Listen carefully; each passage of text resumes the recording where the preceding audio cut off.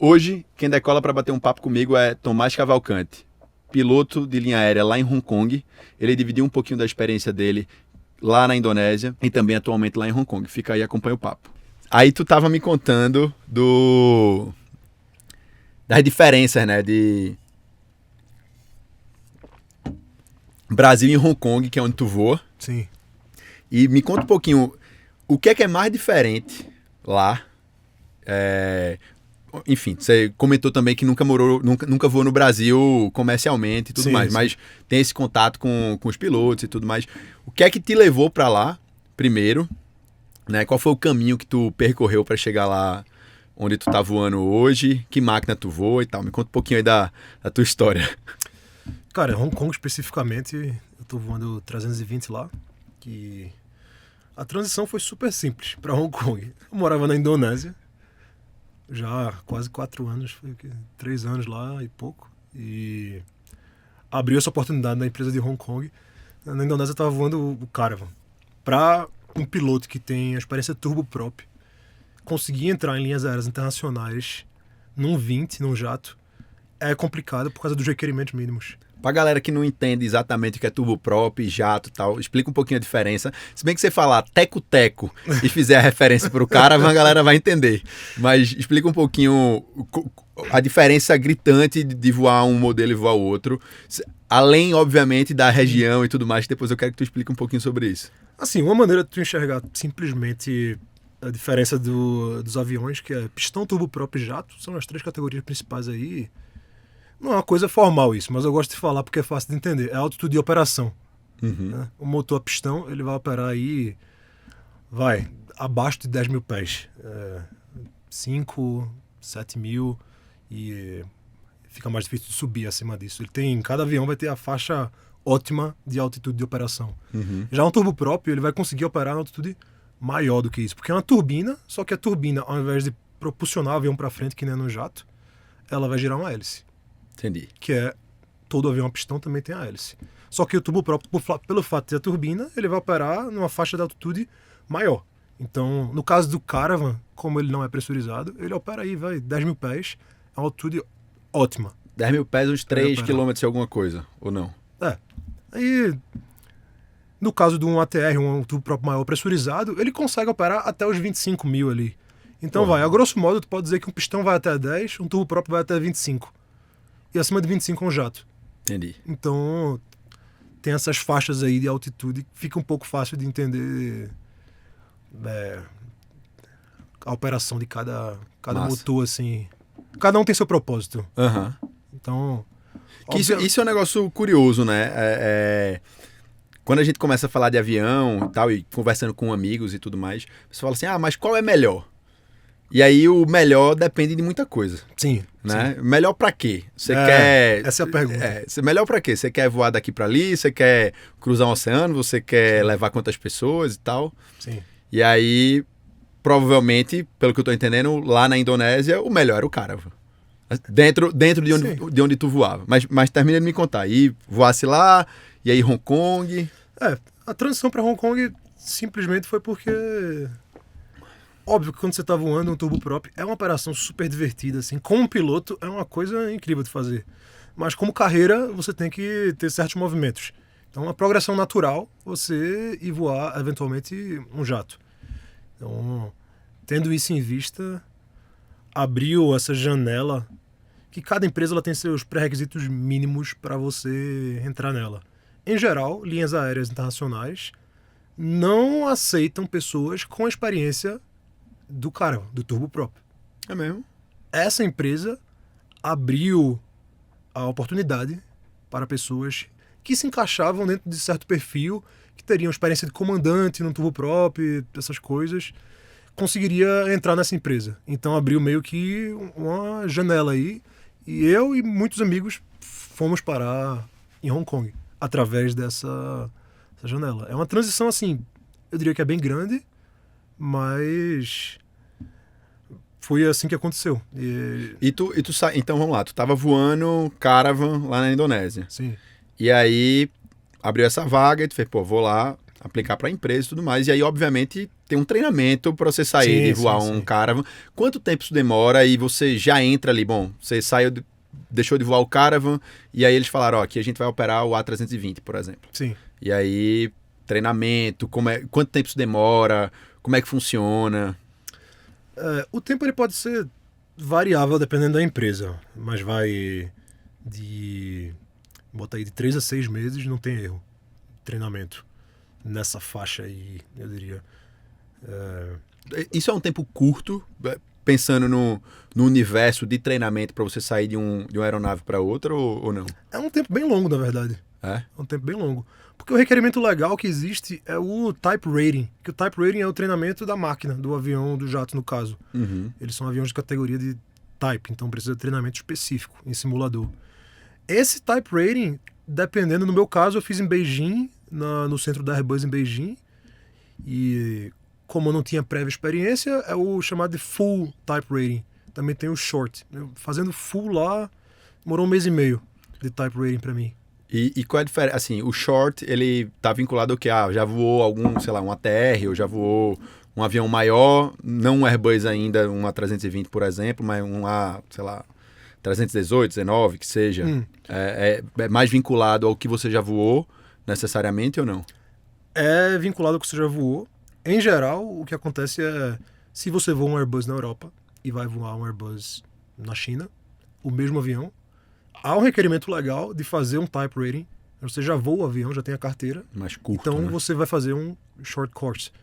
Ou alguns, por exemplo, o Airbus. Ele tem essa ideia de transição fácil entre seus aviões. Modelos, do 20 para o 30, para o 50, para o 80. Eu não sei exatamente qual é o treinamento, mas tem... Ele é facilitado. Seria um short course ou algo desse tipo. Uhum. O full type é se você não voou aquela máquina. Se você vai do Boeing para o Airbus, é um full type. Você vai do Caravan para o Airbus, é um full type.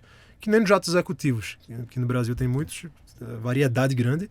Vai ter que fazer o full type do jato que você voa. Por mais que você tenha experiência em outro jato. Outra máquina, outra operação. Sim.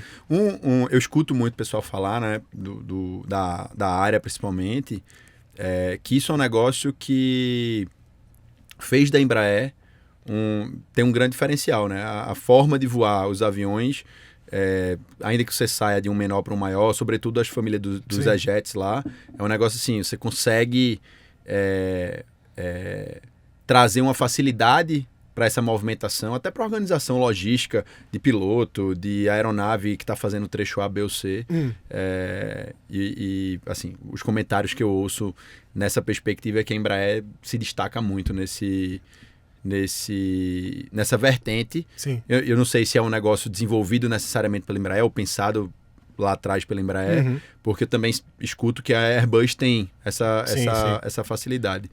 Sobretudo na família 320, né? Do ponto de vista do fabricante, é muito interessante fazer isso. É muito interessante fazer isso.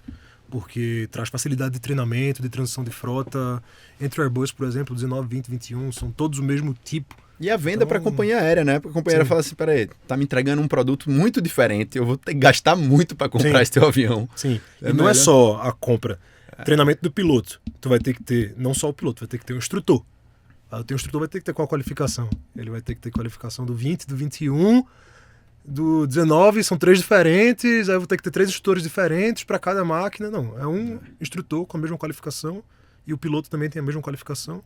E aí se faz treinamentos específicos das diferenças, mas é um treinamento menos custoso e mais agilizado. Entendi. Corretado. Mas me conta um pouquinho, a gente tava falando aqui, e aí tu tava trazendo, né, assim, um fato curioso, e a gente acabei conhecendo você, na verdade, por conta disso. Sim. Você voou lá naquele The Worst Place to be a Pilot. Né? Que aí, para quem não conhece, é um certo tipo de seriado que foi feito e foi distribuído aí, acompanhando a rotina dos pilotos lá na Indonésia, enfim, na região ali de Papua Nova Guiné. Como foi essa experiência? Como foi que tu foi para lá? Foi o primeiro lugar que tu foi voar? Não foi? E assim, eu imagino que deve ter 200 histórias das mais curiosas dentro do universo da aviação, voando em lugares como esse. Conta um pouquinho pra gente como é que foi. Cara, a Indonésia, assim, no mundo existem alguns empregos que são empregos de entrada. não é novidade para pilotos que o primeiro emprego é o maior desafio. É aquela barreira inicial ali que existe. Essa empresa do Worst Place to be a Pilot é a Suzy. É uma das empresas que existem que são empresas de entrada. Que é você entra com pouca experiência na empresa. Tem muitas na África, tem a Suzy, ao redor do mundo tem algumas. Que são conhecidas, que é assim, a galera já sabe que ali é uma porta de entrada e faz esse fluxo. Sim. Então é uma das opções para pilotos low hour, pilotos que acabaram o treinamento, o que é que eu faço agora? É aquela grande dúvida. Bom, existe essa empresa quem te abraça, do outro lado do mundo que faz isso. Eu estava no Brasil, então eu morava aqui em São Paulo, inclusive, e no período que eu vim para o Brasil, validei minhas carteiras para brasileiras, minha intenção, como a maioria dos pilotos, era voar no Brasil. Inclusive, eu tenho uma entrevista marcada na Azul, como se fosse, hoje é dezembro, e eu estava esperando a entrevista em fevereiro. Tá. Mas isso era 2015, que aconteceu o curioso fato do impeachment da presidente do país. E aí tudo virou uma bagunça. Exatamente. Cancelou turma de contratação, turma de intake da Azul, cancelou a entrevista, cancelou tudo. Até com a Lava Jato, que começou a descobrir muita coisa, afetou muito a aviação executiva também. Teve venda de jatos. O cenário da aviação ficou, digamos prejudicado. Assim, bem prejudicado. Então, isso era 2015. Já ficou bastante evidente que ia ser complicado começar no Brasil. Uhum. E eu estava fazendo a MBA em Morumbi, aviação civil, universidade, que me formei na metade de 2016. Já tendo isso em vista, um colega meu, um amigo, tinha feito entrevista lá em 2016 e foi contratado. Lá na Suzy. Isso. Morava em São Paulo também. E vendo esse movimento, rapidamente me inteirei da empresa, fui olhar algumas preocupações iniciais. Tem manutenção? Tem. Tem padronização? Tem. Morre gente? Não. Então beleza. Cumprir os requisitos mínimos ali. Voa. Que é uma preocupação do começo, fazer hora. Então, voa quanto? 100 horas por mês, 200 horas por mês. Não, desculpa, por mês não. Por ano. Eu ia dizer, 100 horas por mês é um bocado. Não, lá se voa 100 horas por mês. Mas aí, com as férias, contando tudo, uma empresa que se opera vai 500 horas por ano. Tá. Então, voa 500 horas por ano. Promove. Interessante. Uhum. Então, o decision making inicial aí... Foi tipo, caminhou para aquilo, no final das contas. Se encaminhou para aquilo. Eu vi que era uma operação segura, eu vi que era uma operação interessante. Claro que eu conhecia o seriado, uma operação que, como um piloto, me atrai. Então, alinhou e... Bom, processo simples. Manda o currículo, eles respondem. Você tem uma entrevista. Venha para a Indonésia daqui a 2 semanas. Porra! Então, vamos ver passagem, uma fortuna. Tá bom, tem dinheiro? Tem, vamos, junta, vamos embora. Para a Indonésia para fazer E nem volta. Pra chamado lá mesmo tu ficou. Em geral fica, mas eu tinha que me formar. Eu fiz a entrevista antes de me formar na universidade. Então acabei atrasando um pouco a minha turma de entrada. Passei, voltei pro Brasil, formei, peguei diploma, volto pra Indonésia. E aí começa a vida de piloto lá na Suzy. E lá, assim, como é o fluxo? Quais são as aeronaves que a empresa opera, que a gente estava conversando aqui? Sim. Em regra, aeronaves menores, né? Sim. E aí, como são esses voos? O que é que muda, assim, de alguém que está acostumado, de uma companheira brasileira que vai voar em regra, né? 737, vai voar Sim. em regra 320, 321, quando muito. De vez em quando, se o voo for mais curtinho ali, pega um ATR, um Embraer, um 190, 195, Sim. mais atuais. Então, assim, agora a Azul... sei lá, uns 2 anos, talvez, está implementando a Azul Conecta aí, que está trazendo um pouquinho dessas aeronaves Caravan menores para a utilização do dia a dia, que não é um negócio que você espera quando você vai voar, né? Sim. Você quer, normalmente, Aviação regional. um avião maior, que é o que acontece no Brasil, e lá esquece jato. Sim. O que é que a gente tem lá e como é até a experiência do embarque, né? Esses dias a gente estava olhando alguns canais e tudo mais, e alguém fazendo um review do voo da Azul Connect. Ah, tá. E aí, pô, falando, entrei, experiência muito boa, aeronave nova, tal, não sei o quê. Mas aí, de repente, o pessoal aqui, os pilotos, taparam a visão com um parasol. E eu fiquei sem saber. E aí? E agora? Como é que funciona? Fiquei assustado. Um voo, acho que é Congonhas para Jacarepaguá, se eu não estiver enganado. Sim, acho que tem. Mas assim, imagino que lá, isso é o dia a dia da galera que voa, Sim. né? Talvez o espanto seja muito menor, mas imagino que você deva ter passado por uma série de situações curiosas, né? Sim, sim. Por incrível que pareça, essa operação lá, tá tudo bem, o avião é pequeno, mas para esse tipo de operação, que parte dessa operação, inclusive, é o que se chama de bush flying, que é a operação mais diferente, assim, digamos, que é mais nas montanhas e tal. Mas na Indonésia, essa operação se assimila muito com a de uma linha aérea mesmo. Tem escala regular de voos de Caravan, como se tem na Azul. E você tem lá a escala publicada na semana. No aeroporto vai ter o aeroporto, vai ter o passageiro, o terminal e se embarca no Caravan. Nos aeroportos maiores, nas cidades maiores que a empresa opera. Agora, a empresa opera em muitos lugares. Aquilo que a gente estava falando de operação ideal de cada aeronave. Aí é que entra o Caravan. A Indonésia ela tem muitas ilhas, são 17 mil ilhas, salvo engano, e tem floresta, tem regiões de difícil acesso. E que até o transporte terrestre não funciona muito assim. Ou seja, ou é barco ou avião, não tem por onde correr. Exatamente. Nesse contexto, esse avião se encaixa muito bem. Que são viagens de distância curta, de dificuldade de transporte terrestre. Então, põe um Caravan e ele vai voar. É por aí. Acho que para o brasileiro ele não está muito acostumado com isso de entrar no avião menor e tal, mas é uma questão de costume mesmo. O indonésio também não estava. Chegou e era o que tinha e é o que o pessoal opera. Por aí. E tem uma coisa bem interessante lá que são os contratos que a empresa opera, que se chama de contrato perintes. Tá. É meio que contratos assim, que dão início a... É um contrato do governo que ele cobre os assentos do voo para destinos pequenos. Tá. E acredito eu que seja um problema que a Azul esteja enfrentando agora. Então, é um subsídio do governo para o cara continuar operando. Então, para assim, começar a operar. Para começar a operar. Então, assim, o governo, e aí me esclarece se não foi isso, o governo vai te garantir ali um X. Sim, X assentos.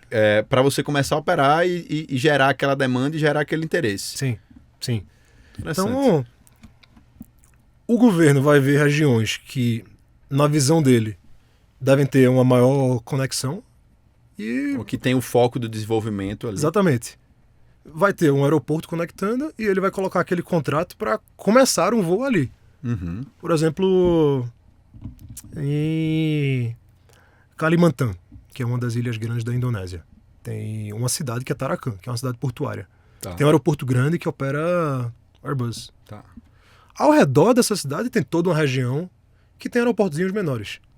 E é uma região de muita floresta. Bornéu, a ilha. É uma mata. A única conexão, uma maneira de se conectar é com voo. Só que nenhuma empresa vai começar um voo do nada, né? Do nada para uma cidade pequena. Então, na visão do governo, querendo fomentar a economia naquela região, ele pega algumas cidades específicas, estratégicas, e diz: nessas cidades eu vou ter esse contrato parentes. E as empresas podem bid para pegar o contrato. Entendi. Então, desses contratos surge essa operação meio que integrando regiões mais isoladas do país. Agora, a empresa pega o contrato, começa a operar. Todo ano vai ter o leilão dos contratos. E aí, novamente... A partir do momento que essa rota, alguma linha aérea abrir uma rota que não use esse contrato... O outro cai. o contrato do governo vai deixar de existir, porque virou uma rota... Que tem demanda suficiente para você operar sem esse subsídio. Exatamente. E com isso ele consegue começar a fomentar a aviação em regiões que, óbvio, que no começo, que nem aqui no Brasil, vai botar um caravan voando, um avião turboprop, que você entra, é uma escadinha que sai do avião, você senta, vê o piloto, vê o parasol ali. É uma coisa, um choque cultural inicial. Mas 1 ano, 2 anos, 3 anos, com passagens baratas subsidiadas, a pessoa vai começar a usar, vai criar uma cultura, vai ver que não cai. E facilita muito também, sei lá, por exemplo, esse voo, que se eu não me estiver enganado, é Congonha, Jacarepaguá, alguma coisa assim. Cara, você chegar no Galeão, é uma coisa, sei lá, 1 hora, 2 horas para Jacarepaguá, dependendo de trânsito e tudo mais. Chegar em Santos Dumont, que ainda, querendo ou não, né, ainda tem a ponte aérea aí, também não facilita. Você ter a opção de chegar já ali na pontinha, né, do estado do Rio, não do estado, né, mas na cidade do Rio de Janeiro, eu acho que e a demanda existindo, não tem porquê. Agora, eu acho que falta o fomento, ou pelo menos essa é a minha sensação, falta a divulgação de como a aviação de fato é feita, né? Sim. Porque, ainda mais num contexto de hoje, a gente estava conversando aqui um pouco antes da gente começar, a gente está tendo um começo de ano, um final de ano triste e para a aviação, um começo de ano complicado com acidentes pouco explicáveis para a condição de segurança em que onde aquelas aeronaves estavam operando e aconteceram, que aí fica todo mundo se questionando, pô, aumentou muito, o que é que está acontecendo? Aí vem milhões de teorias da conspiração, das mais absurdas possíveis, mas eu acho que, sei lá, tem vários influenciadores aí que falam do tema e conversam, mas ainda que eles atinjam um público grande, a minha sensação é que falta muito para dar essa visibilidade de como as coisas funcionam para o público que de fato usa, né? Falta. Mas, voltando para a questão lá, a existência dos contratos possibilitou a operação desistir e para a população de lá é normal. Você vê, e a população, as regiões que a empresa opera principalmente são regiões bem humildes. Uhum. Que a ideia do governo é justo fomentar o transporte na região para trazer a economia junto. E você pega, com esse incentivo do governo, as passagens ficam muito acessíveis. Uma questão de 300 mil rúpias, na época devia ser equivalente a uns, R$70 aí, uma passagem num caravan. Que é acessível para uma pessoa da região mesmo, local, sair do lugar dela e ir para a cidade grande, fazer alguma coisa, voltar. Então... E quando a empresa pega esse contrato, assim, ela tá garantindo um pedaço daquela operação, e isso existe uma quantidade de pessoas ali autorizadas ou numa fila para simplesmente embarcar sem custear nada ou não? Não. Vai voar, assim, o governo vai pagar, né, vai subsidiar aquela operação, mas se você for voar, necessariamente você tem que pagar aquela passagem. Você vai ter que pagar a passagem. Ele está subsidiando a empresa. Entendi. Então, a empresa... Não é para a população voar. É para voar, mas o benefício não é para a população, é para a empresa. Entendi. E como paga os assentos, a empresa consegue manter o preço baixo da passagem e vira acessível para a população utilizar aquilo. E no primeiro mês é estranho. Ninguém nunca voou no avião pequeno. Mas voa uma pessoa, voam 2 pessoas. E eventualmente, depois de 1 ano ou 2, aquela rota está estabelecida. E ao longo de 10 anos com um projeto desse, a aviação vira uma coisa normal. Qual a capacidade num caravan, num Gran Caravan, né? Que é a aeronave que vocês voavam lá? A que a gente voava tinha a configuração de 12 passageiros. Em geral é 9 aqui no Brasil, se não me engano. Mas até 12... E tinham outras aeronaves, estava comentando comigo, tinham outras aeronaves que, enfim, eu acho que você não voou só Caravan, mas tinham outras máquinas, né? Quais eram, assim, o que é que diferenciava de você estar voando num Caravan ou voando em outra aeronave? Sim. O Caravan é o carro-chefe da empresa. A empresa, assim, é uma empresa que parece ser pequena, mas pro tipo de operação que ela faz, que é essa aviação menor, ela é uma das maiores do mundo. No total, na época que eu tava, tinha algo em torno de 50 aeronaves aí. E tem o Caravan, era a maioria, mais de 30, e tinha o PC-6, o Pilatus Porter. Ele é um avião que faz, chama de Short Takeoff and Landing Operations. E aí é que fica divertida assim a operação. Porque parte das áreas que tem esse contrato, existem as ilhas principais ali na Indonésia, tem Kalimantan, tem Sumatra, tem Java, que é uma operação que se assimila mais a de uma linha aérea. Sim, tudo bem. Vai ter uma cidadezinha pequena, vai ter uma ilhazinha, uma pista, Mas tem uma estrutura mínima ali, ou uma estrutura um pouco melhor ali, para poder fazer a operação. A pista pavimentada, talvez, não sei. Existe, exato. A maioria pavimentadas. Que junto com esse projeto do Perintes não é de investimento só nas linhas, é de infraestrutura também. Então, entendi. Assim, os aeroportos estão constantemente sendo melhorados lá. Mas quando você vai para Papua, que é a região mais do leste da Indonésia, é uma região bem menos desenvolvida e é uma região montanhosa. Então, a montanha traz uma série de desafios para o transporte e para o voo. Então, pistas nas montanhas, que aí é que entra o PC-6, o Pilatus Porter. Ele consegue operar em pistas bem menores assim. Num cara, vamos falando tamanho de pista, uma pista de 900 metros é muito grande. Uma pista de 600, mais do que suficiente. Muito mais, tranquilo. Uma pista de 600 metros se opera também. Só para referência, se eu não estiver enganado, Santos Dumont aqui tem algo em torno disso, né? 900 metros. Não, Santos Dumont tem mais. Eu não sei, é menos de 2.000, mas é na casa aí de mais de 1.500. Tá. Todas as pistas de aviação comercial vão ter mais de 1.500 metros. Beleza. De comprimento. Mas assim, só para o pessoal poder fazer a comparação, então você pousa numa pista de 1.500 metros com um avião a jato como um 737 e um Airbus A320. Eu colocaria a referência mais para 2.000, é uma referência melhor. Tá. 1.500 é forçando aí. Então vamos comparar assim, ó, você que já pousou em Congonhas e no Santos Dumont, pistas curtas, então os jatos pousam lá com tranquilidade, sem nenhum tipo de problema. A gente tá falando de pistas muito curtas. É diferente. Exato. E aí, na montanha, né? E essas aeronaves, elas têm a capacidade para quantas pessoas? Como é essa operação? E óbvio, que desafios são esses, né? Assim, tem um negócio que eu acho curioso, que se você puder comentar, e eu acho que afeta justamente nesse tipo de operação, é que talvez poucas pessoas saibam que a altitude afeta muito o pouso e a decolagem. Sim. Com relação a peso, com relação a quanto você gasta mais de combustível ou não. Temperatura também afeta em outros aspectos, mas eu acho que essa questão da altitude é um negócio curioso e pouca gente sabe. A altitude... Então, voltando para as montanhas... Vai lá, vamos por partes. Sim, esse avião, o Pilatus Porter especificamente, ele consegue operar em pistas aí que o Caravan não entra, menos de 500 metros, as pistas que ele opera.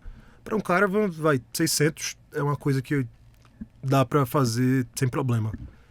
Mas quando você vai na montanha, em pistas que tem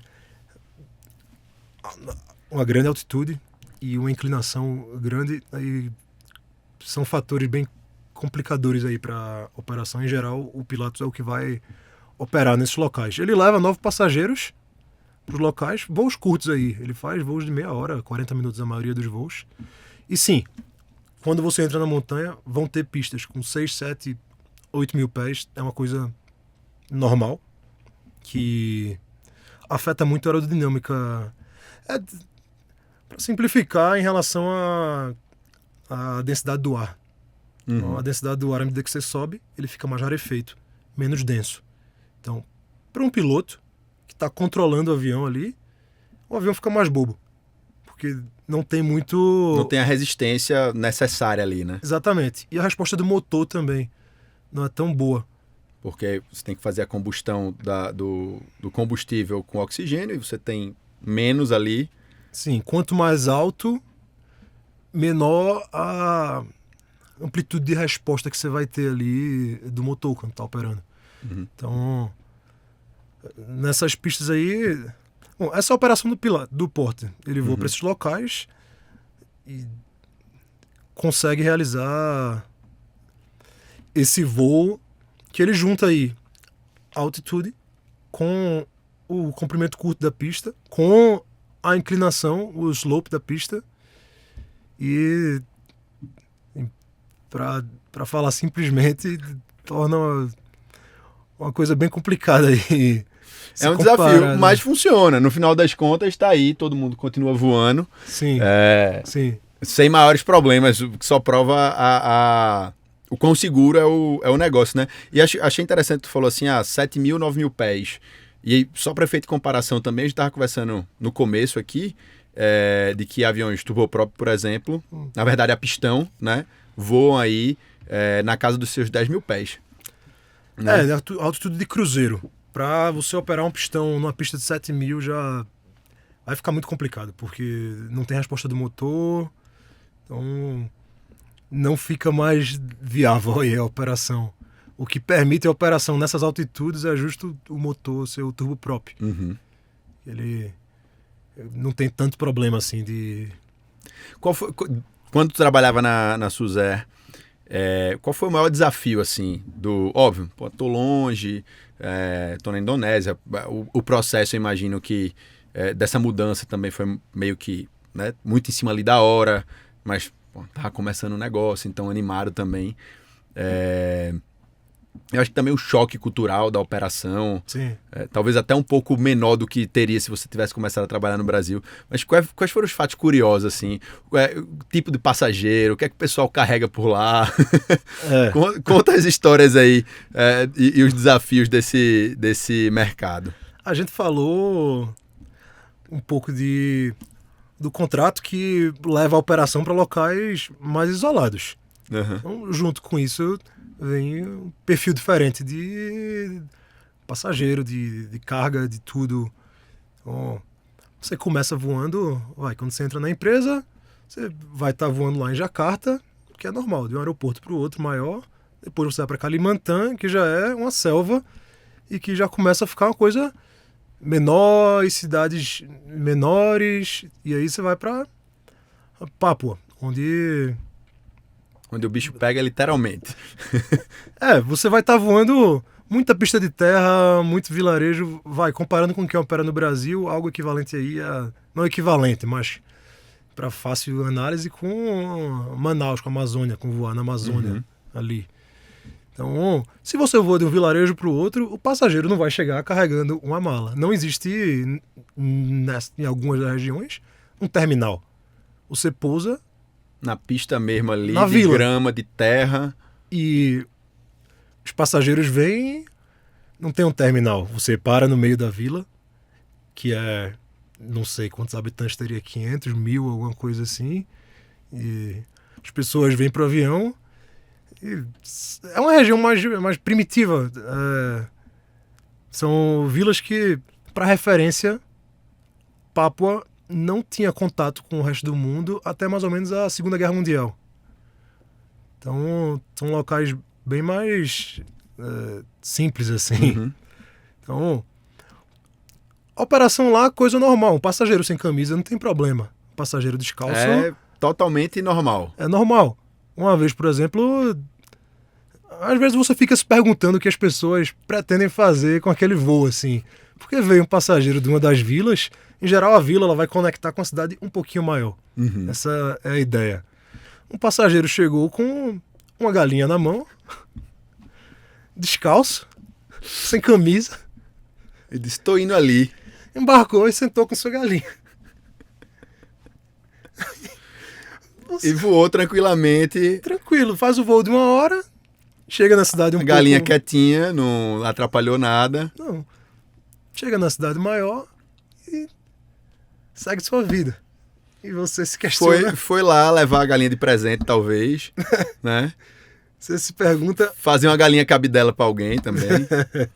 Você se pergunta o que é que esse sujeito tava pretendendo fazer com Mas pelo menos a galinha não ameaçou a segurança do voo, tava tudo tranquilo, que eu acho que a gente comentou, né, de uma situação que aconteceu em Recife, que foi solicitado o alijamento de um porco, que foi inclusive uma história curiosa que a gente acabou conversando com o nosso primeiro convidado, Silvio Amorim, aqui, Sim. que é realmente emblemático. Mas falando também de bicho, óbvio, tem essa história que é conhecida, a história da galinha também é uma boa história, mas ficou conhecida aqui em São Paulo, não sei se você chegou a escutar na época, o embarque de um coelho com a KLM.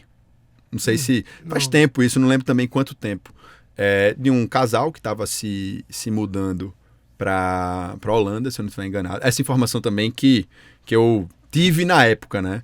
Que estava se mudando para Holanda e que tinha uma autorização judicial para embarcar com o coelho. E aí tem uma questão mais complicada, porque, enfim, coelho, em tese, eu acreditava que estava na classe ali dos roedores, mas parece que não, é um negócio diferente, também não vou saber te explicar. E houve essa discussão de que não podia, porque pode se perder na aeronave, rói um cabo ali, aí né, tem esse problema. Eu sei que depois de muita confusão, tem vídeo, inclusive, disso na época, de briga, e aí, sem querer, passam por cima do kennel do coelho. Parece que, no final das contas, conseguiram embarcar depois de muita briga no dia subsequente. E era um voo que ia até a Holanda, e dali tinha um voo menor que ia para uma cidade menor. E disseram, bom, estamos no Brasil, vamos cumprir a decisão judicial. Chegou na Holanda e disseram, olha, tá ótimo, lá no Brasil a gente cumpriu, daqui para frente você não embarca de novo no voo da gente, não. Leve o seu coelho de trem, de carro, vá para onde você quiser. Pelo menos isso foi o apurado da época. Mas assim, a história de animais a bordo sempre são curiosas. Além de galinha, levasse mais o quê? Em Papua, nas vilas, o porco é um animal bem especial. Assim, alguns locais, eles vão criar o porco dentro de casa como se fosse um membro da família. Então, não é incomum de embarcar uma passageira carregando seu porco. Então, o porco em Papua está para o cachorro no Brasil, que agora, assim, você tem visto muito. Eu pelo menos, quando vou lá, vejo com bastante constância. Não, mais normal do que isso. Mais normal do que isso. Mais comum do que levar seu pet aqui de um lado para o outro. Não é de se estranhar. Sim, você deve conhecer que as mulheres, quando carregam os bebês, existe meio que uma coisa de pano. Sim. Que lá é muito utilizada na região. E o primeiro contato que eu tive, eu vi uma mulher embarcando, achei que era seu filho. Um bebê. Sim. Ok, tudo bem, a mulher com bebê, tranquilo.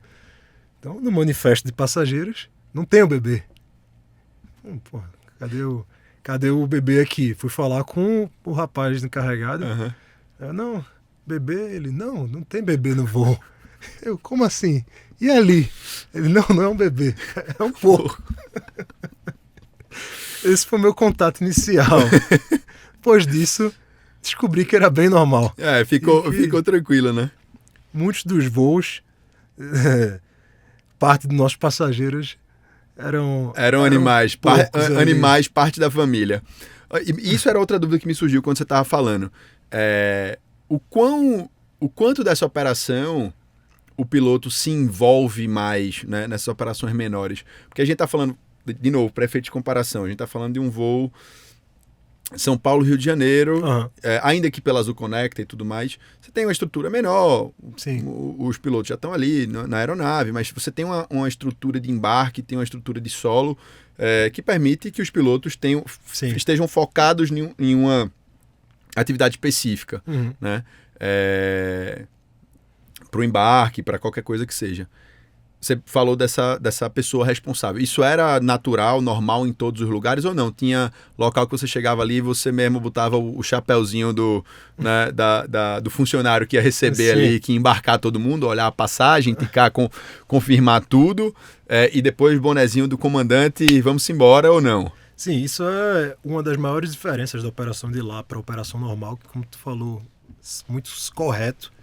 O piloto consegue se focar no que ele faz. Lá tem mais coisas que o piloto vai fazer. Sempre vai ter uma pessoa no aeroporto que é a pessoa que vai saber quem são os passageiros que vão entrar no voo. Mas quando é na vila? Na vila vai ter essa pessoa, mas ela não faz o embarque. Sim, o embarque quem faz é o piloto. Entendi. Não existe comissária, não existe agente de solo. O que existe é, o avião pousa, a porta desce, passageiros saem. O piloto vai ter que ver quem vai entrar no avião. Passagem não existe.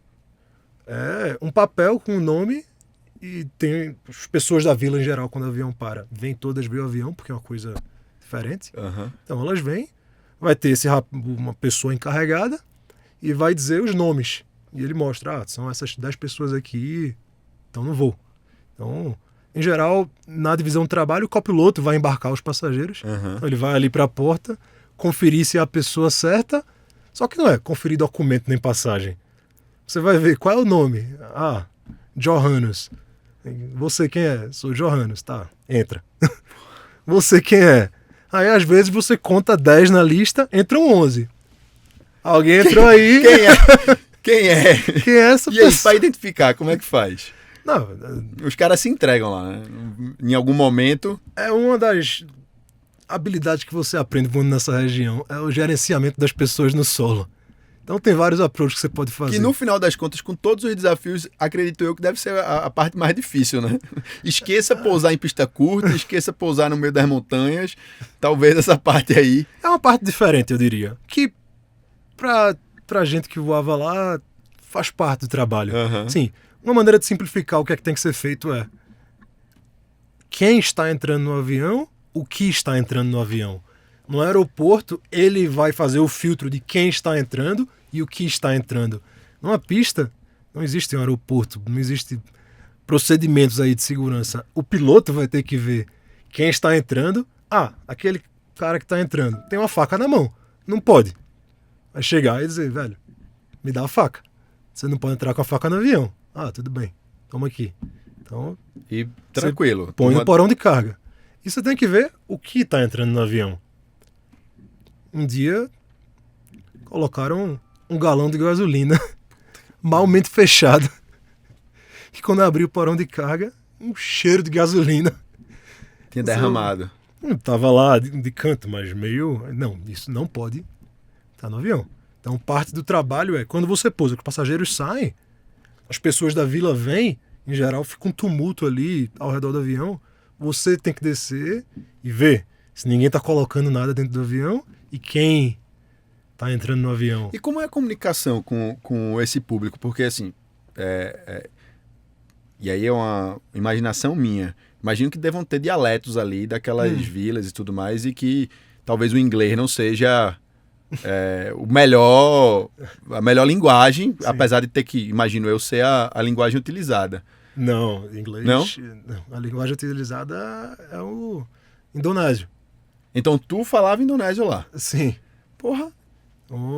Parte... Então esquece inglês. Então parte de você fazer parte da SUSER, por exemplo, é aprender o indonésio. Sim. Tem que... Não vou dizer que tem que falar fluente, mas tem que falar no nível operacional e mínimo ali. É uma fluência mínima necessária. Então, fui enganado pelo seriado, porque no seriado tá todo mundo falando inglês lá. Entre os pilotos se fala inglês. Uhum. Em aeroportos maiores vai se falar aí um pouquinho de inglês, mas quando você vai lidar com situações no solo, um destino remoto, não tem inglês. É indonésio. 100%. Então, uma série de coisas aí. Bom, é uma coisa a mais que não é, em geral, parte do trabalho do piloto, que lá vira trabalho do piloto. Tá os passageiros vindo. Você vai ter que ver quem são eles.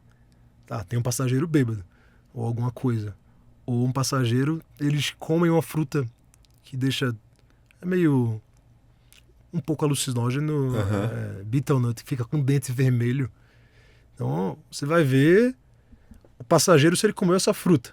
Às vezes, é um cara grande que tá um pouco alterado. Que pode causar um problema. No avião ali não tem porta, não tem nada. O cara tirou o cinto, cai ali por cima do comando e aí? Então, é o piloto que tem que estar lá, tem que ver isso e tem que dizer, esse cara não vai entrar no avião. E já passasse por alguma situação assim, óbvio, né? Ou conhece, possivelmente, nessas operações cotidianas, vocês já devem acabar sabendo pela própria empresa de situações que aconteceram, até para evitar essas situações no futuro, né? Que é basicamente como a aviação funciona. Vai implementando tudo aquilo que ela analisa e direciona para que aquilo não volte a acontecer. O que foi assim, de tudo que tu conheceu lá que foi mais...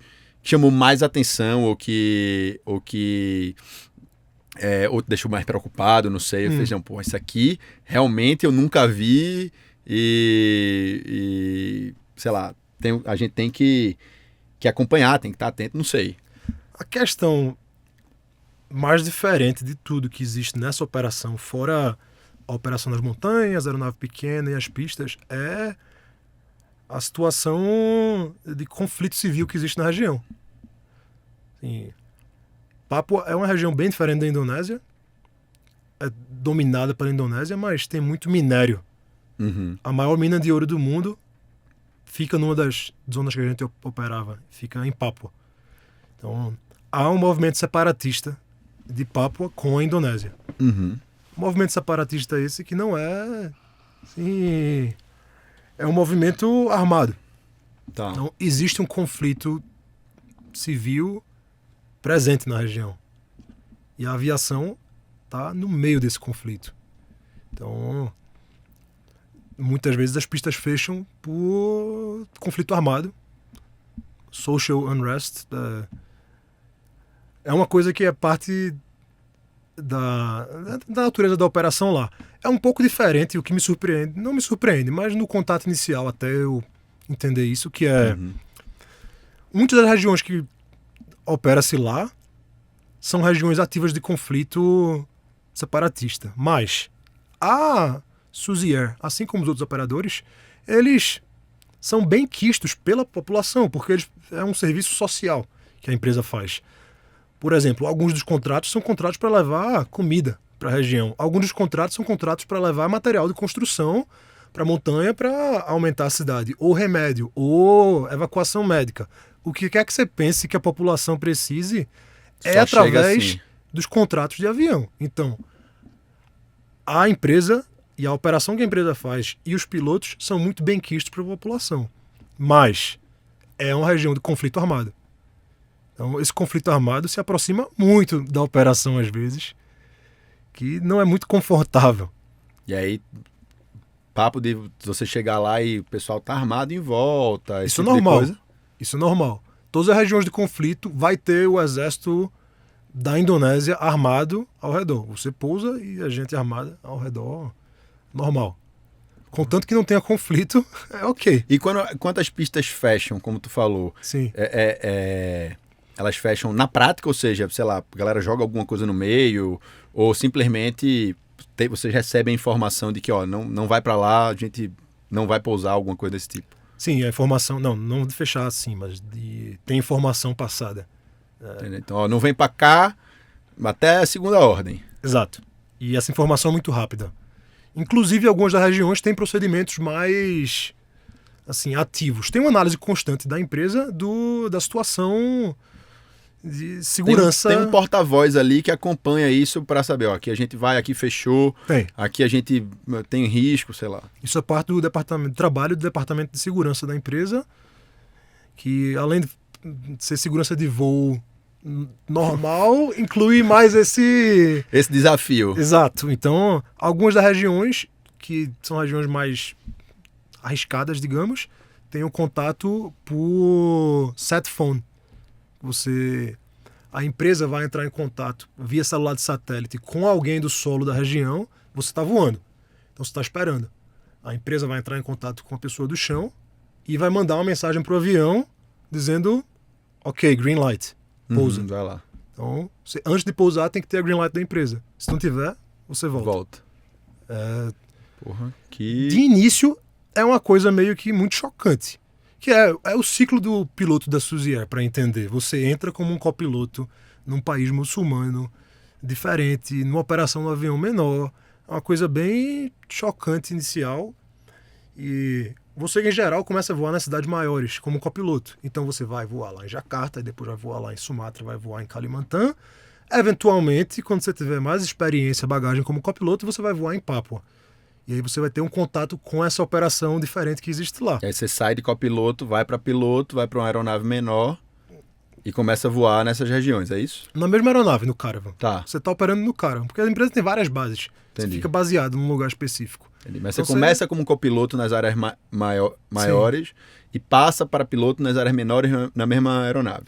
Exato. Então você começa como copiloto fora de Papua, depois você vira copiloto dentro de Papua e depois você é promovido comandante de volta para aquelas regiões e eventualmente, se você quiser, é opcional. Papua é uma região opcional para os pilotos. Se você não quiser, você não voa lá.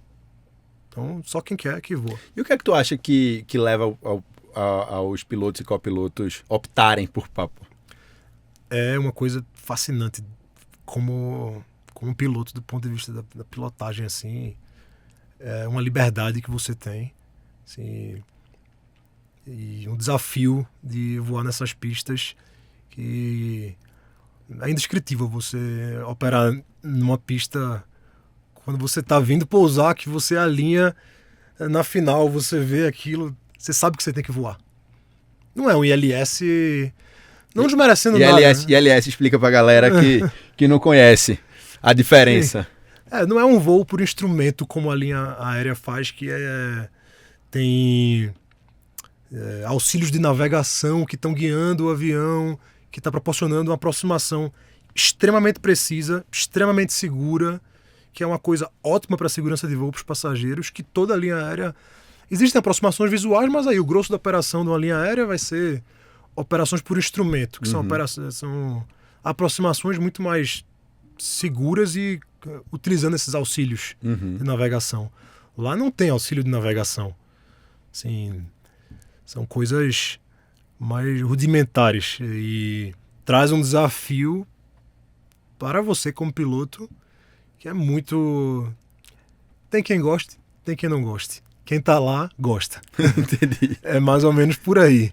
E você não vai ter oportunidade de operar em pistas assim em outros lugares, né? Nenhum outro lugar.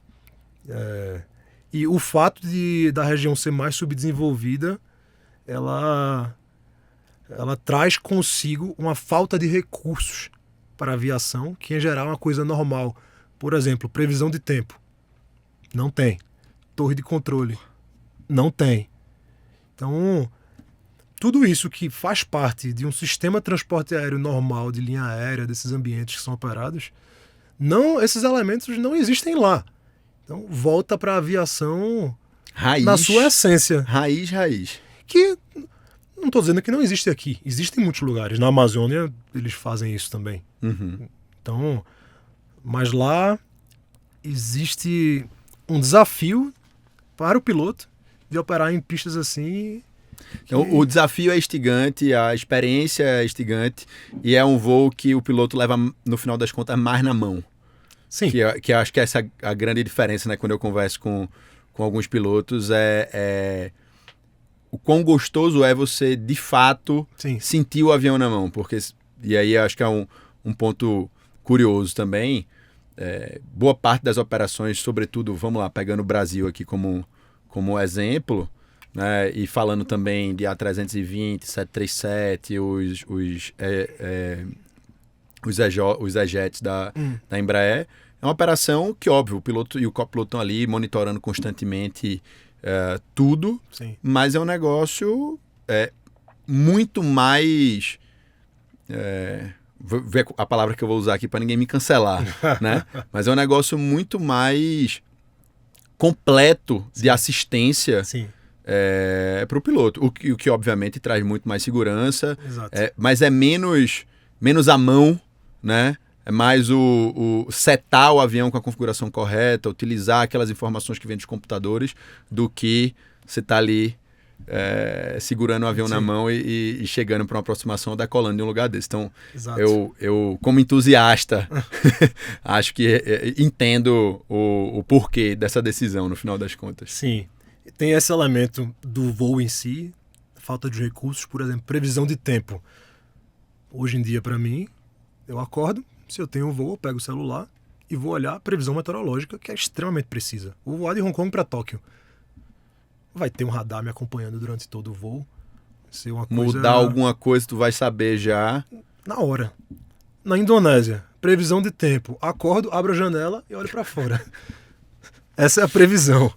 Então até onde eu consigo ver, não tem nuvem vindo. Vamos aproveitar para ir logo. E você conhece, você tem uma interação maior com o tempo. De manhã você acorda, sai. Já começou sua previsão. Você está tomando café da manhã e já está vendo.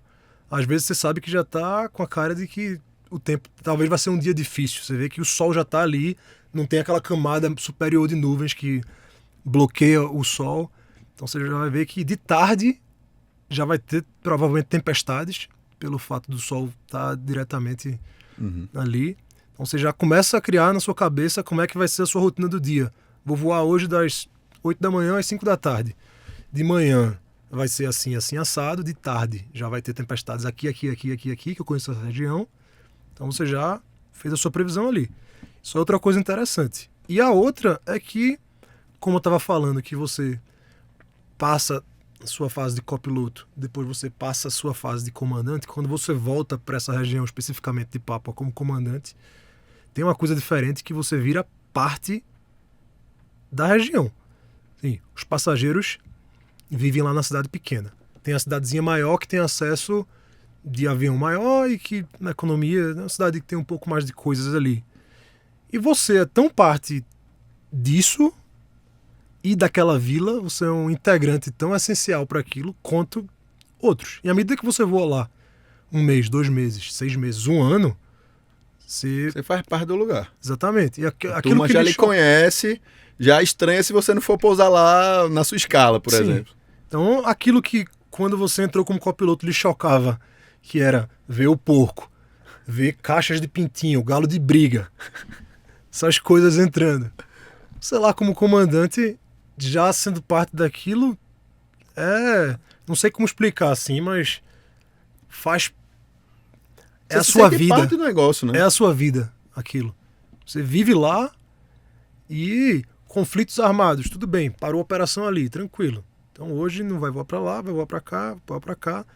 Você meio que...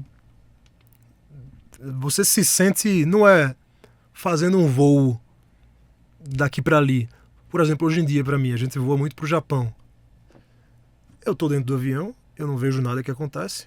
Eu tô ali na frente. Não sei quem é que tá ali, porque a equipe responsável já viu. E você vai, pousa em Nagoya, turn around, volta. Fiz meu trabalho, vou pra casa. Dormir, pronto. É bem diferente. E como foi essa transição? Porque, porra, por esse exemplo, o choque absoluto, né? A diferença é grande. E por que isso veio? Óbvio, imagino que dentro de uma carreira todo mundo quer progredir, todo mundo quer melhorar. Sim. E, óbvio, é o primeiro step ali, né? A Suzé. E como foi essa mudança? Né? O que foi que, teve a oportunidade e tu pegou? Ou era um negócio que era já projetado? Existia esse interesse para Hong Kong? Como foi esse momento? Sim. Como piloto, você tem que ter uma pequena dose de loucura na sua carreira, senão é difícil de ir para frente. Quando eu fui para a Indonésia, eu não conhecia o mercado asiático. O que eu sabia era, tá crescendo o mercado lá. Tá. Não sei quais são as empresas, não sei quais são os empregos. Sei que a aviação está crescendo 7% ao ano na Ásia. Em outros lugares é 1 ou 2%. Então, tá acontecendo. O pensamento inicial, indo para lá, foi esse. Sabia que eventualmente ia fazer um movimento, não sabia qual. Então, no meu tempo, na Indonésia, as oportunidades, elas mudam, aparecem, saem. Tiveram pilotos fazendo diferentes movimentos. Na minha época, quando eu peguei mais experiência na região, quando eu falo experiência, tô falando aí de 2.000 horas de voo. Cheguei com menos de 300. No passo que você está ali a caminho das 1.000, você está solidificando a sua aviação, conhecendo, se formando como piloto. Com 1.000, nessa empresa geral, o momento que você faz a promoção, então com 1.000 virei comandante, peguei a experiência como comandante, mas quando você vai chegando nas 1.500, Cada 500, malmente comparando, pode falar de um ano Uhum. por 500 horas. Então, passando das 1.500, você já tem um ano de experiência de comandante, já vive naquela região. Então, sempre tá... Bom, os pilotos... Você vai conversando com seus amigos, vendo as oportunidades, quem é que tá indo para onde. E Hong Kong, antes de eu ter os requisitos mínimos, começou a existir um movimento de alguns outros pilotos Uhum. indo para lá, da Suzy. Entendi. Então, naturalmente, conversa com seus amigos, disseram que era um bom lugar, é uma transição para um Airbus, que é para um piloto ter uma carteira de um Airbus é uma coisa bem interessante. É um dos aviões comerciais, se não for o mais, é um dos mais voados do mundo hoje. É. Então, o que eu entendo por ser a coisa mais eficiente na carreira de um piloto é que você tem que respeitar os timings, as janelas de oportunidade que se apresentam na sua vida como piloto. Na época, eu não queria sair da Suzy. Eu estava contente com o meu emprego, eu tinha mais desafios que eu gostaria de fazer dentro daquela empresa de operação como piloto. Assim, a região das montanhas ela é separada em níveis. Você tem a Mountain 1, 2, 3, então eu não tinha chegado ainda nas graduações de montanha como comandante, eu tinha passado por elas como copiloto, mas como comandante não tinha ainda. Era algo que eu gostaria de fazer pessoalmente. Entendi. Mas abriu a janela de Hong Kong e profissionalmente eu entendo que deva se respeitar as janelas como piloto. É meio que inocência você ignorar. O momento, né? Você vê a Isso. bola batendo ali e fala, não, daqui a pouco eu vou. Exatamente. Então, entrei no momento que essa empresa ela estava com um projeto de expansão de dobrar a frota. E eu entrei logo no início, quando esse projeto estava começando. Então, claro, qualquer lugar que está crescendo, se você entrar, você cresce junto com o lugar. É. Então, uma oportunidade ótima. E a aviação de Hong Kong é uma aviação bem... Assim, digamos que a fundação de base de aviação na Indonésia é uma coisa bem interessante. E a fundação de piloto de jato voando internacionalmente em Hong Kong é uma formação bem sólida também. Entendi. Então, eu sempre tive consciência disso. Tendo a oportunidade, é meio que entendendo o contexto, não tem muito o que se pensar. Seria... você tem que justificar, não porque você vai fazer o movimento, mas porque você não faria o movimento. Entendi. Essa é mais essa linha de pensamento para mim. São coisas que... Por que eu não faria isso? Ah, porque eu quero ficar aqui. Mas e se ficar aqui, o que é que eu vou estar perdendo? Ah, eu vou estar perdendo potencialmente essa janela. Tá. É algo que eu acho que eu não conseguiria... Eu tenho uma visão assim que o passo de volta, em regra, ele é eventualmente mais fácil. Então assim, vamos supor que tu decide que vai. Sim. E descobre que nessa ida, pô, não era o que tu queria. Sim. E tu tem aquele espaço que tu construiu no passo de trás. Com certeza. Então, na pior das hipóteses, eu vou bater lá na porta de novo e falar, eu achei que lá era bom, mas eu descobri que eu prefiro aqui. Inclusive aconteceu comigo. Ah, é? Porque eu entrei em Hong Kong em janeiro de 2020. Uhum. Que acho que todas as pessoas... Foi um momento complicado ali. E eu tava na China, em Beijing, fazendo meu treinamento. Merda. Então, assim que eu acabei o treinamento em Beijing, voltei para a empresa já tinha suspendido a operação. Em 2020. Então, continuei, concluí parte do treinamento inicial, tirando a parte do voo, porque a empresa não estava voando. Uhum. Treinamento inicial, treinamento de solo, treinamento em voo. Eu fiz o treinamento em solo e o type rating da aeronave. Uhum. Não cheguei a fazer o treinamento em voo. Então, ficamos ali até novembro, dezembro de 2020, esperando para ver o que ia acontecer. Em dezembro, a empresa disse, é o seguinte, não sabemos quando vai voltar a operação, então oferecemos um unpaid leave, folga não remunerada. Quem quiser... Folga ou demissão? Não demissão. Folga não remunerada. Tá. Fica aqui... Mantém-se o contrato, mas não recebe. E nem trabalha. Mas... Fica vinculado aqui para ver o que é que vai acontecer. Exatamente. Então, eu acho que eu recebi a notícia... Era dezembro, no início de dezembro. Dentro de 3 dias que eu recebi a notícia de folga não remunerada, eu já estava recontratado na Suzy. Liguei, falei, olha, É o Aconteceu seguinte, isso aqui. vocês estão precisando de comandante aí? Disseram, cara, Pode voltar. pode estar aqui amanhã. Porque sempre existe essa demanda. E tem uma diferença curiosa, assim, que no mundo do jato, você tem o type rating do 320, você é comandante de 320, copiloto 320, eu posso voar aqui no Brasil, posso voar na Índia, posso voar na Rússia, posso voar na China. Tenho que aprender um pouco de diferenças assim, mas nada gritante, pelo fato do sistema permitir que o piloto faça só isso. Ser similar, né? Na Indonésia, você pode pegar um instrutor de caravan dos Estados Unidos, ele não vai voar na Indonésia. Porque ele não fala indonésio, ele não entende como funciona as normas sociais de operação daquela região. Então, todos os pilotos que voam nessa operação foram criados nela. Então, Essencialmente, o cara tem que chegar lá no começo, porque, obviamente, depois que você está num determinado nível da carreira, você não quer dar esse step back, né? Sim. Para poder fazer isso. E aí é uma demanda única. Então, exato. Então, é uma coisa que a porta, digamos, vai estar sempre aberta para para pessoas quem quiser voltar.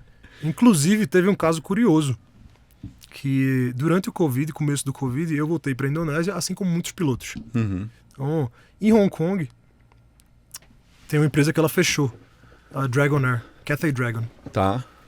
Era uma empresa grande, tinha mais de 50, voava 320 para a China. Essa empresa fechou, um dos copilotos dessa empresa era piloto da Suzy. Então, decidiu voltar para a Suzy. Até descobriu o que ia fazer. É um cara mais antigo do que eu, não cheguei a conhecer ele na Suzy. Conheci quando ambos voltamos para a Suzy.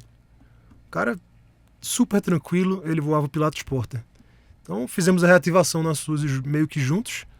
E logo eu já tinha saído da Suzy, ele continuou lá um pouco mais de tempo. Assim que no final do Covid, foi fim de 2022, eu fui reativado e voltei para Hong Kong Express.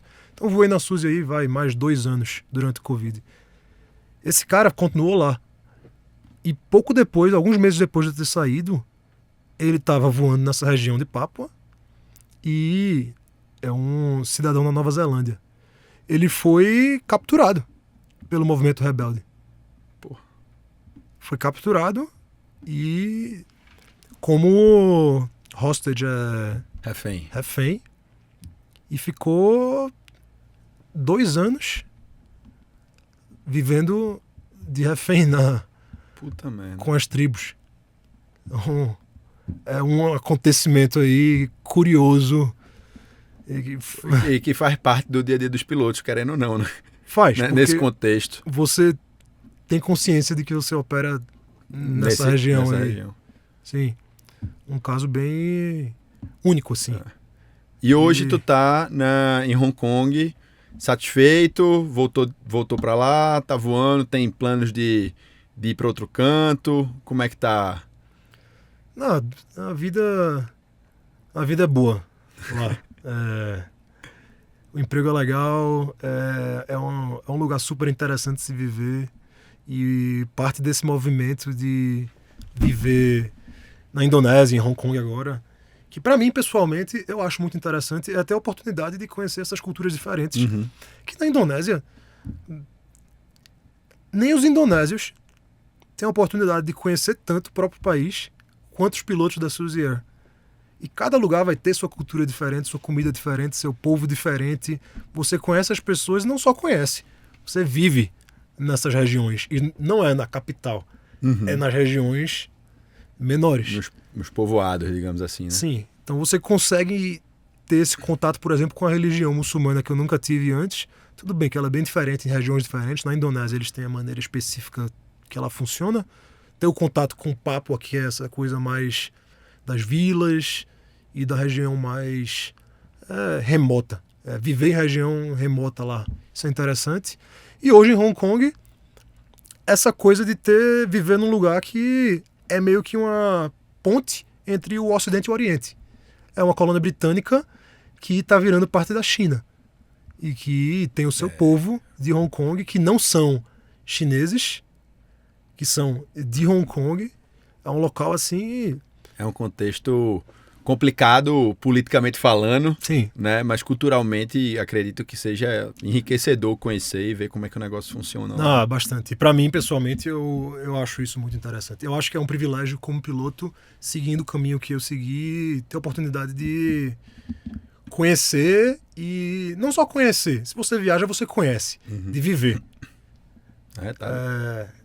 Isso eu acho bem interessante. E aproveito isso. É uma coisa que muito cedo, voando, não é uma coisa que inicialmente eu achei que seria curiosa, mas à medida que eu fui vivendo, fui vendo que eu, cara, olha o que é isso de A oportunidade que eu tenho fazendo o que eu gosto de fazer, né? exatamente.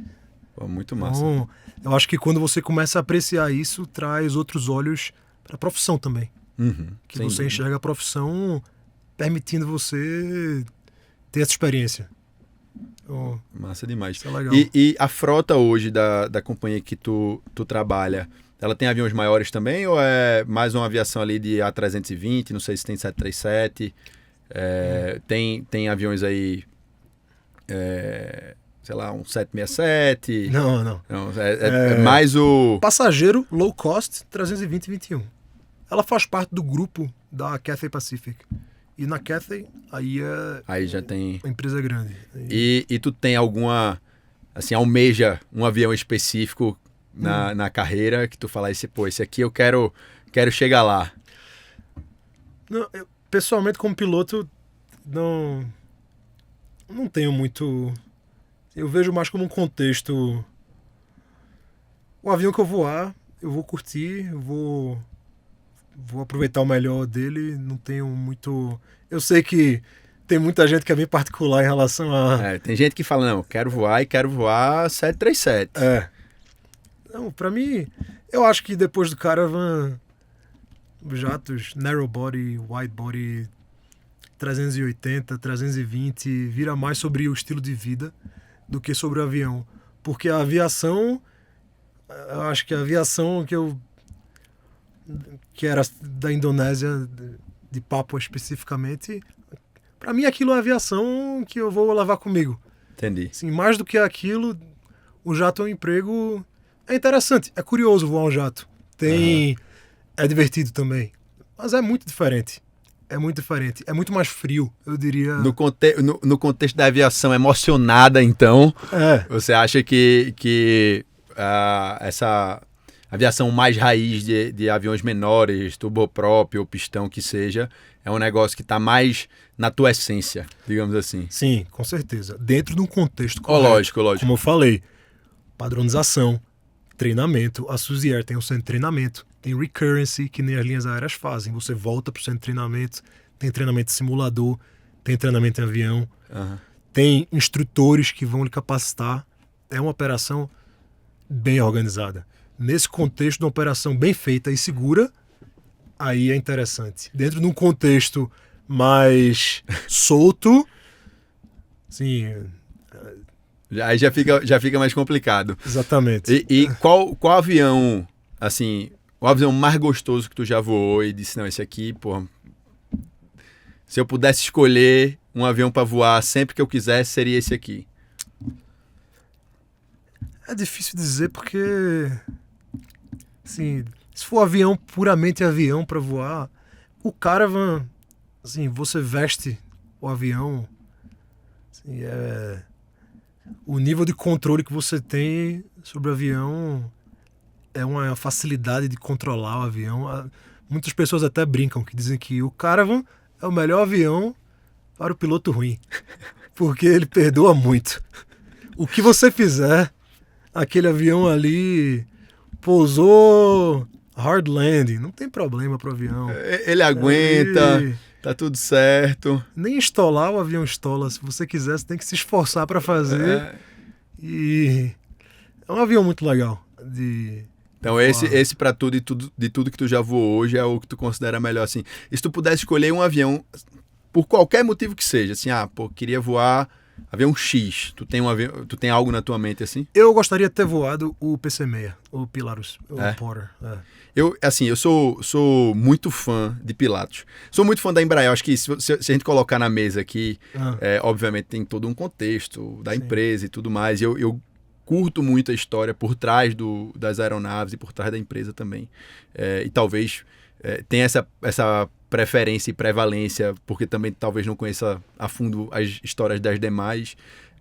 Mas eu diria que em segundo lugar vem a Pilatus. E aí... não sei te precisar exatamente o que, mas tanto aquele PC-12 quanto o PC-24, para mim, cara, são dois aviões duas aeronaves que... o fato do PC-24 ser um avião a jato versátil do jeito que ele levar a quantidade de passageiros que ele leva, pousar e decolar de pistas não preparadas, eu olho aquele negócio ali e faço, putz... Depois do Phenom 300, eu diria que esse é uma aeronave que, porra, se eu puder um dia ou viajar ou pilotar, quem sabe, seria espetacular.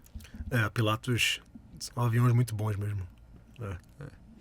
Mas o PC-6, na operação que era feita lá, assim, uma das escolhas de carreira foi não ter... Seguido por essa frente, né? Mas... É um avião, assim, não só voar, mas voar ele nas condições que ele consegue operar. Seria uma coisa interessante. Porra, bom demais. Cara, brigadíssimo pelo papo. Acho que a gente falou de um monte de coisa. E poderia falar 4 horas mais, com certeza. Né? Obrigado mais uma vez pelo papo. Acho que a gente vai... obviamente manter contato aí, acho que tem muita coisa pra gente conversar. Liberar você também pra correr pra Recife, que eu sei que você tem um carnaval aí batendo na porta, você tem que tocar um maracatu lá, pelo que você me falou, né? E é isso, brigadão. Tranquilo, valeu. Bom, você viu a gente conversando sobre alguns tipos de avião durante a nossa conversa. Então eu vou pedir pra edição deixar aqui a imagem de alguns daqueles que a gente falou. Eu quero ver você comentando aí, deixando nos comentários qual deles você gosta mais. Valeu!